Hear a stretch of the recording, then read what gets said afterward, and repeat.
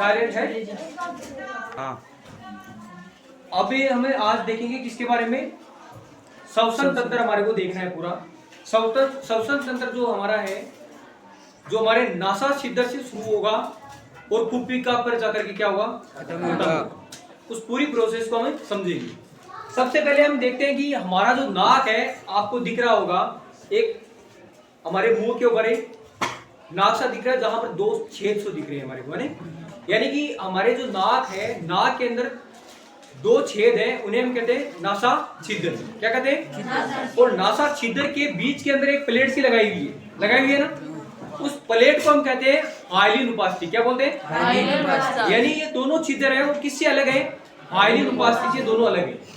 अब जैसे ही हम आगे जाएंगे तो छोटे छोटे हमारे नाक के अंदर क्या है, बाल क्या है, उनको हम रोम बोलते हैं। यानी कि एक तरह से वो जो छोटे छोटे बाल हैं, वो किस तरह काम करते हैं, जो भी धूल होती है, यानी जो डस्ट होता है, उसको अंदर जाने से क्या करते हैं, रोकते हैं। यानी जो भी कचरा जा रहा है उसको फिल्टर करके भेजने का जो काम करते हैं वो। प्लीज वीडियो को सब्सक्राइब करें और बेल आइकन को दबाना ना भूलें। हम कह सकते हैं रोम। क्या कह सकते हैं? रोम।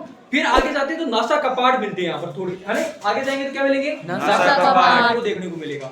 और नासा कपाट से जैसे ही हम आगे जाएंगे तो हमारे पास क्या आएगा, एक ग्रसनी आएगी। क्या आएगी? ग्रसनी। और ग्रसनी के अंदर हमारे पास क्या है, कंठ है।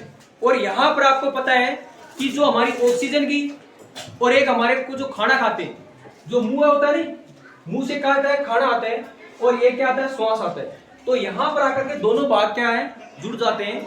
तो यहाँ पर एक पाया जाता है एपिग्लोटिस। क्या पाया जाता है? एपिग्लोटिस पाया जाता है। एपिग्लोटिस। इस एपिग्लोटिस का काम क्या होता है, एक ढक्कन होता है, जो ढक्कन क्या करता है, जब भी आप श्वास ले रहे हो तो ये किस पर आ जाएगा, भोजन वाले मार्ग पर आ जाएगा। और जब आप भोजन खा रहे हो तो किस पर चला जाएगा, श्वास नली पर चला जाएगा। यानी इसका काम ये होता है कि जब आप श्वास ले रहे हो तो श्वास का काम करेगा ये, और जब आप भोजन खा रहे हो तो भोजन वाला मार्ग ही खुला रखेगा। ये किसका काम होता है, एपिग्लोटिस का काम होता है। हमारे इसी ग्रसनी के अंदर जो भाग है, वहां पर कंठ जो होते हैं, यानी जिसे लिरिक्स बोला जाता है, उसका जो काम होता है वो क्या होता है, आवाज उत्पन्न करना। क्या होता है, आवाज उत्पन्न करने का जो काम कौन करते हैं, लिरिक्स। यानी जो कंठ होते हैं वो हमारा क्या करते हैं, आवाज उत्पन्न करने का काम करते हैं। लेकिन जो बोलने में सहायक होती है वो क्या होती है, जीभ। क्या होती है, जीभ। जैसे ही हमें कंठ से नीचे आते हैं तो हमारे को क्या मिलती है देखने को, क्या, श्वास नली मिलती है। क्या मिलती है, श्वास नली। और श्वास नली के अंदर सी आकार के क्या पाए जाते हैं, छल्ले पाए जाते हैं। क्या पाए जाते हैं, सी आकार के जो छल्ले पाए जाते हैं, यानी इन्हें उपास्थि बल्ले कहते हैं। क्या कहते हैं, उपास्थि बल्ले कहते हैं। और इनका जो काम ये होता है कि ये जो श्वास नली है उसको पिचकने से रोकते हैं। क्या करते हैं, पिचकने से रोकते हैं। यानी ये चिपके नहीं, यानी चिपक जाएगी तो श्वास नहीं आएगा। तो इनका काम क्या होता है, इसको चिपकने से क्या करती है, ये रोकती है। श्वास नली जो आती है वो आगे जाकर के बढ़ती है किसमें, श्वसनी का, श्वसनी में बढ़ती है ना। देखो हमने देखा, नाक देख लिया, नाक के अंदर नासा छिद्र देखा हमने, नासा छिद्र के अंदर जो कपाट होते हैं वो हाइलिन उपास्थि द्वारा क्या होते हैं, अलग होते हैं। फिर ग्रसनी आई, ग्रसनी में हमने क्या देखा, एपिग्लोटिस देखा। एपिग्लोटिस के बाद में हमारा क्या है, कंठ है। कंठ के अंदर हमने क्या देखा कि कंठ क्या करते हैं, आवाज उत्पन्न करते हैं। और उसके बाद में हमारे पास क्या है, श्वास नली। क्या है, श्वास नली। इसमें क्या पाए जाते हैं, सी आकार के छल्ले पाए जाते हैं, यानी उपास्थि बल्ले पाए जाते हैं। और आगे जो है हमारे पास क्या है, श्वसनी। ये क्या है, श्वसनी। और श्वसनी के बाद में आगे के जो भाग है वो क्या कहलाते हैं, श्वसनी का। क्या कहलाती है, श्वसनी का।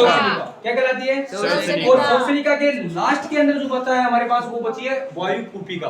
क्या बची है, वायु कुपिका। यानी हमने नाक से जो सांस लिया वो कहां पर आकर रुका, कुपिका में आ गया ना। अब कुपिका में आ गया, कुपिका के अंदर आने के पश्चात इतनी प्रोसेस हो गई हमारे नाक से लेकर के कुपे तक, कुपिका से।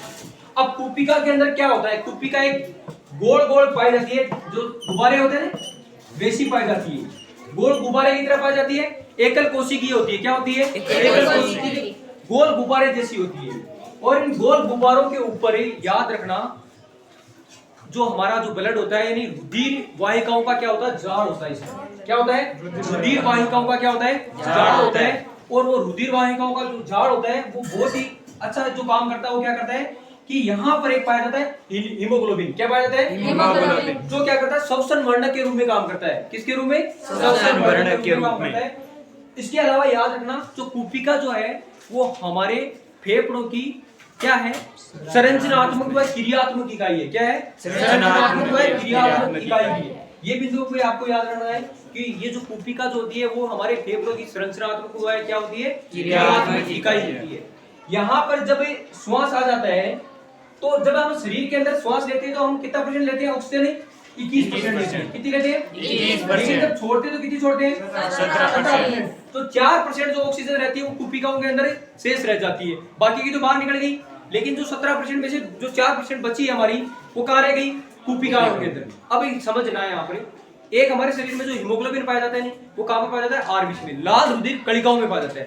लाल रुधिर कणिकाओं में हमारे पास पाया जाता है हीमोग्लोबिन। हीमोग्लोबिन का काम क्या होता है? हीमोग्लोबिन एक संसरणवर्णक के रूप में काम करता है। वो कैसे करता है देखो, क्योंकि जो हमारी जो कुपिकाएं होती है वहां पर क्या पाया जाता है? रुधिर वाहिकाओं का जाल पाया जाता है। क्या पाया जाता है? रुधिर वाहिकाओं का जाल पाया जाता है। ये रुधिर वाहिकाएं क्या करती है? इस जाल के अंदर क्या पाया? हीमोग्लोबिन। जैसे ही आपने ऑक्सीजन ली, ऑक्सीजन जैसे ही अंदर आएगी कुपिकाओं के अंदर, तो कुपिकाओं के अंदर ये किससे बनेगी? हीमोग्लोबिन के साथ बन जाएगी। अरे ये जो ऑक्सीजन है किससे दोस्ती करेगी? हीमोग्लोबिन के साथ दोस्ती करेगी, इससे जुड़ गई। अब इस हीमोग्लोबिन यानी जो रुधिर का जो काम होगा कि जहां जहां हमारे शरीर के अंदर जिस ऊतक के पास में ऑक्सीजन की कमी है वहां पर ये क्या करेगा? ऑक्सीजन पहुंचाएगा। क्या करेगा? ऑक्सीजन पहुंचाएगा। जो कार्बन डाइऑक्साइड होती है वो किसमें विलय होती है? जल में। क्या होती है? विलय। जल में विलय होती है। तो याद रखना, जो कार्बन डाइऑक्साइड है उसको रुधिर क्या करता है? वापिस हमारे जहां जहां ऊतकों के अंदर क्या पड़ी है? कार्बन डाइऑक्साइड पड़ी है, उसको वापस क्या करता है? लेकर के आता है और कहां पर छोड़ता है? फेफड़ों में छोड़ता है। कहां पर छोड़ता है? फेफड़ों में छोड़ता है। और फेफड़े क्या करते हैं फिर? हमारे नासा छिद्र के माध्यम से क्या निकाल देते हैं? वो कार्बन डाइऑक्साइड को बाहर निकाल देते हैं। 0.03% पाई जाती है। 0.03 है ना? 0.03 ठीक है। और इसको हम बाहर निकालेंगे तो कितनी निकालेंगे? 4% निकालेंगे। और ये 4% का देखो कमाल देखना, हमारे एक इसी टॉपिक के अंदर एक जो डायग्राम बनाया। प्लीज़ वीडियो को सब्सक्राइब करें और बेल आइकन को दबाना ना भूलें।